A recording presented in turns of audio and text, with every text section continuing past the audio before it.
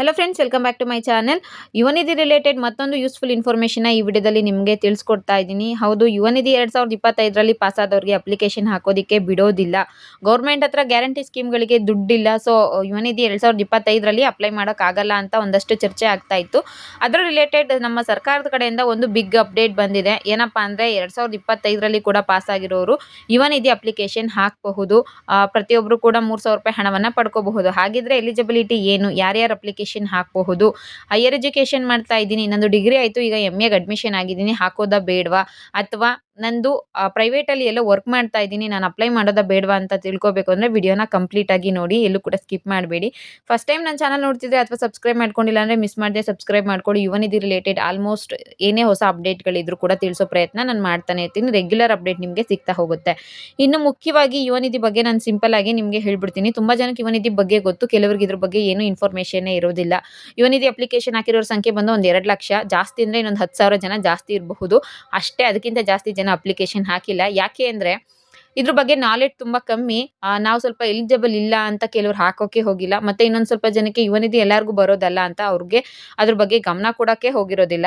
ಏನಿದು ಯುವನಿಧಿ ಅಂತ ಹೇಳಿದ್ರೆ, ಕರ್ನಾಟಕದಲ್ಲಿ ಒಟ್ಟು 5 ಗ್ಯಾರಂಟಿ ಯೋಜನೆಗಳಿದಾವೆ. ಅದರಲ್ಲಿ ಯುವನಿಧಿ ಕೂಡ ಒಂದು. ಗೃಹಲಕ್ಷ್ಮಿ ಹೇಗೆ 2,2 ಸಾವಿರ ರೂಪಾಯಿ ಪ್ರತಿ ತಿಂಗಳು ಮಹಿಳೆಯರ ಖಾತೆಗೆ ಹಾಕ್ತಾರೋ, ಯುವನಿಧಿ ಕೂಡ ಹಾಗೆ ಪ್ರತಿಯೊಬ್ಬ ವಿದ್ಯಾರ್ಥಿ, ಅದರಲ್ಲೂ ನಿರುದ್ಯೋಗ ಯುವಕ ಯುವತಿಯರಿಗೆ 3,000 ರೂಪಾಯಿ ಹಣವನ್ನು ಹಾಕ್ತಾರೆ. ಡಿಗ್ರಿ ಪಾಸ್ ಆಗಿರಲಿ, ಡಬಲ್ ಡಿಗ್ರಿ ಪಾಸ್ ಆಗಿರಲಿ, ಅವ್ರು ಎಲಿಜಿಬಲ್ ಇರ್ತಾರೆ. ಡಿಪ್ಲೊಮಾ ಪಾಸ್ ಆದವರಿಗೆ 1,500 ರೂಪಾಯಿ ಹಣವನ್ನು ಹಾಕ್ತಾರೆ. ಓಕೆನಾ? 2023ರಿಂದ ಇದು ಸ್ಟಾರ್ಟ್ ಆಯಿತು. 2024ರಲ್ಲಿ ಕೂಡ ನೀವು ಏನಾದರೂ ನಿಮ್ಮ ಕೋರ್ಸ್ನ ಕಂಪ್ಲೀಟ್ ಮಾಡ್ಕೊಂಡಿದ್ರ ಅಂದರೆ ನೀವು ಕೂಡ ಅಪ್ಲೈ ಮಾಡ್ಬೋದಿತ್ತು. ಈಗ 2025ರಲ್ಲಿ ಪಾಸ್ ಆದವರು ಕೂಡ ಅಪ್ಲೈ ಮಾಡೋಕ್ಕೆ ಚಾನ್ಸ್ನ ಕೊಟ್ಟಿದ್ದಾರೆ. ಒಂದಷ್ಟು ಕಂಡೀಷನ್ಸ್ಗಳಿದ್ದಾವೆ. ಯಾರು ಅಪ್ಲಿಕೇಶನ್ ಹಾಕಬಹುದು, ಯಾರು ಅಪ್ಲಿಕೇಶನ್ ಹಾಕೋಕ್ಕಾಗಲ್ಲ ಅಂತ ನೋಡೋದಾದರೆ, ಫಸ್ಟ್ ಬಂದು 2024 ಮತ್ತು 25ನೇ ಸಾಲಿನಲ್ಲಿ, ಅಂದರೆ ಈ ವರ್ಷ ಯಾರ್ಯಾರ್ದು ರಿಸಲ್ಟ್ ಬಂದಿದೆ, ಯಾರ್ಯಾರು ನಮ್ಮ ಕೋರ್ಸ್ಗಳನ್ನ ಕಂಪ್ಲೀಟ್ ಮಾಡ್ಕೊಂಡಿದ್ದಾರೆ, BA ಆಗಿರಬಹುದು, MA ಆಗಿರಬಹುದು, ಅಥವಾ MCOM BCOM ಯಾವುದೇ ಕೋರ್ಸ್ ಆಗಿರಲಿ, ಡಿಗ್ರಿ ಡಬಲ್ ಡಿಗ್ರಿ ಯಾವುದಾಗಿದ್ರು ಕೂಡ ನಿಮಗೆ 3,000 ರೂಪಾಯಿ ಬರುತ್ತೆ. ನೀವು ಅಪ್ಲಿಕೇಶನ್ ಹಾಕೋದಕ್ಕೆ ಎಲಿಜಿಬಲ್ ಇರ್ತೀರಾ. ನೆಕ್ಸ್ಟ್ ಬಂದು ನಿಮಗೆ ರಿಸಲ್ಟ್ ಬಂದು 180 ಡೇಸ್ ಆಗಿರಬೇಕು ಅಂತ ಒಂದು ರೂಲ್ಸ್ ಇದೆ. ಈಗ ನಮ್ಮದು ಜನವರಿಲಿ ಬಂತು ಅಂದರೆ ಈಗ ನಮ್ಮದು 180 ಡೇಸ್ ಕಂಪ್ಲೀಟ್ ಆಗ್ತಾ ಇದೆ.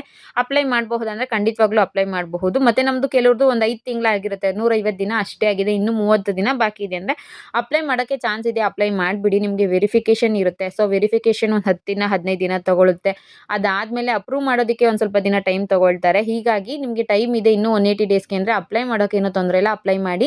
ವೆರಿಫಿಕೇಷನ್ ಎಲ್ಲ ಕಂಪ್ಲೀಟ್ ಮಾಡಿಸ್ಕೊಳ್ಳೋ ಅಷ್ಟರಲ್ಲಿ ನಿಮಗೆ 180 ಡೇಸ್ ಆಗುತ್ತೆ. ಸೊ 180 ಡೇಸ್ ಆದಮೇಲೆ ನಿಮಗೆ ಅಮೌಂಟ್ ಬರೋಕ್ಕೆ ಸ್ಟಾರ್ಟ್ ಆಗುತ್ತೆ. ಸೊ 180 ಡೇಸ್ ಆಗೋವರೆಗೂ ನೀವು ಕಾಯಲೇಬೇಕು ಅಂತ ಏನು ಕೂಡ ರೂಲ್ಸ್ ಇಲ್ಲ.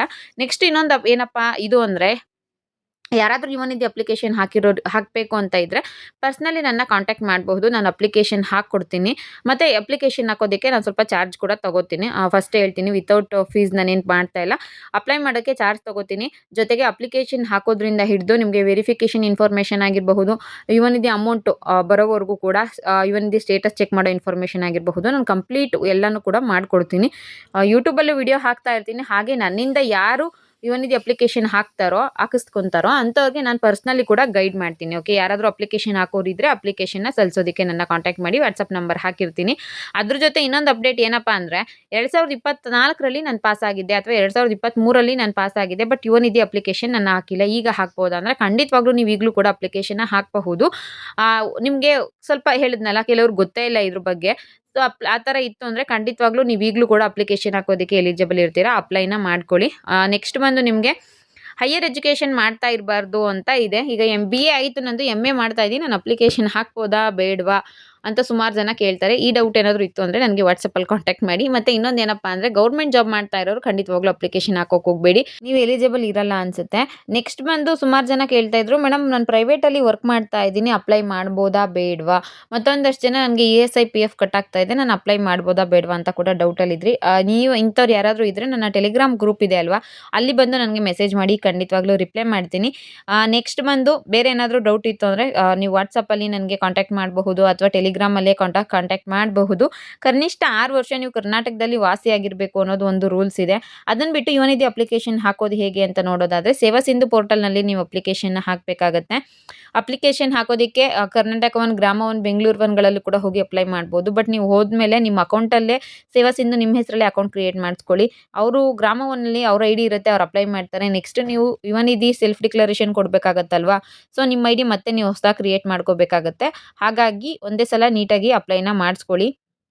ಅದಾದ ನಂತರ ನೀವು ಯುವನಿಧಿ ಅಪ್ಲಿಕೇಶನ್ ಹಾಕ್ಸಿದ್ಮೇಲೆ ನಿಮ್ಮ ಕಾಪಿ ಇರುತ್ತಲ್ಲ ಅದನ್ನು ಸೇಫಾಗಿ ಇಟ್ಕೊಳ್ಳಿ. ನೆಕ್ಸ್ಟ್ ವೆರಿಫಿಕೇಷನ್‌ಗೆಲ್ಲ ಆ ಕಾಪಿ ಬೇಕಾಗುತ್ತೆ. ಅದಾದ ನಂತರ ಇನ್ನೊಂದು ಏನಪ್ಪ ಅಂದರೆ ನೀವು ಯುವನಿಧಿ ಅಪ್ಲಿಕೇಶನ್ ಹಾಕ್ತೀರಾ ಅಲ್ವಾ? ಹಾಕೋಕ್ಕಿಂತ ಮುಂಚೆ ನ್ಯಾಡ್ ಪೋರ್ಟಲ್‌ನಲ್ಲಿ ನಿಮ್ಮ ಡಾಟಾ ಅಪ್ಡೇಟ್ ಆಗಿದೆಯೋ ಇಲ್ವೋ ಅನ್ನೋದನ್ನ ಒಂದ್ಸಲ ಚೆಕ್ ಮಾಡ್ಕೊಳ್ಳಿ. ನ್ಯಾಡಲ್ಲಿ ಅಪ್ಡೇಟ್ ಆಗಿಲ್ಲ ಅಂದರೆ ನಿಮ್ಗೆ ಅಪ್ಲೈ ಮಾಡೋಕ್ಕೆ ಖಂಡಿತವಾಗ್ಲೂ ಸಾಧ್ಯ ಆಗೋದಿಲ್ಲ. ಇನ್ ಕೇಸ್ ನಿಮಗೆ ನ್ಯಾಡ್ ಪೋರ್ಟಲಲ್ಲಿ ಅಪ್ಡೇಟ್ ಆಗಿಲ್ಲ ಅಂದರೆ ನಿಮ್ಮ ಯೂನಿವರ್ಸಿಟಿಯವ್ರನ್ನ ಒಂದ್ಸಲ ಕಾಂಟ್ಯಾಕ್ಟ್ ಮಾಡಿ ಅಥವಾ ನಿಮ್ಮ ಕಾಲೇಜವ್ರನ್ನ ಕಾಂಟ್ಯಾಕ್ಟ್ ಮಾಡಿ ಅಪ್ಡೇಟ್‌ನ ಮಾಡಿಸ್ಕೋಬೇಕಾಗತ್ತೆ. ಯುವನಿಧಿ ಹೆಲ್ಪ್‌ಲೈನ್ ನಂಬರ್‌ನ ಹಾಕಿದ್ದಾರೆ. ಒಂದ್ಸಲ ಏನಾದರೂ ಡೌಟ್ ಇತ್ತು ಅಂದರೆ ಕಾಲ್ ಮಾಡಿ. ಆಲ್ಮೋಸ್ಟ್ ಯುವನಿಧಿ ಹೆಲ್ಪ್‌ಲೈನ್ ನಂಬರ್‌ಗೆ ಕಾಲ್ ಮಾಡಿದ್ರೆ ಕೆಲವು ಸಲ ಮಾತ್ರ ಪಿಕ್ ಮಾಡ್ತಾರೆ, ಜಾಸ್ತಿ ಸಲ ಅವ್ರು ಕಾಲ್ ಪಿಕ್‌ನ ಮಾಡೋದಿಲ್ಲ. ಒಂದು ಸ್ವಲ್ಪ ರೆಸ್ಪಾನ್ಸ್ ಚೆನ್ನಾಗಿಲ್ಲ ಅಂತ ಹೇಳಬಹುದು. ನಂಬರ್ ಕೂಡ ಇದೆ, ಒಂದ್ಸಲ ಕಾಂಟ್ಯಾಕ್ಟ್ ಮಾಡೋರು ಹೆಚ್ಚಿನ ಡೌಟ್ ಏನಾದರೂ ಇತ್ತು ಅಂದರೆ ಕಾಂಟ್ಯಾಕ್ಟ್ ಮಾಡಿ ಇನ್ಫಾರ್ಮೇಷನ್ನ ಪಡ್ಕೋಬೋದಾಗಿರುತ್ತೆ. ಇದಿಷ್ಟು ಯುವನಿಧಿ ರಿಲೇಟೆಡ್ ಇನ್ಫಾರ್ಮೇಷನು. ಅಪ್ಲೈ ಮಾಡಿಸೋರು ಯಾರಾದರೂ ಇದ್ದರೆ ವಾಟ್ಸಪ್ಪಲ್ಲಿ ಕಾಂಟ್ಯಾಕ್ಟ್ ಮಾಡಿ ಅಂತ ಹೇಳ್ತಾ ವಿಡಿಯೋನ ಮುಗಿಸ್ತಾ ಇದ್ದೀನಿ. Thank you.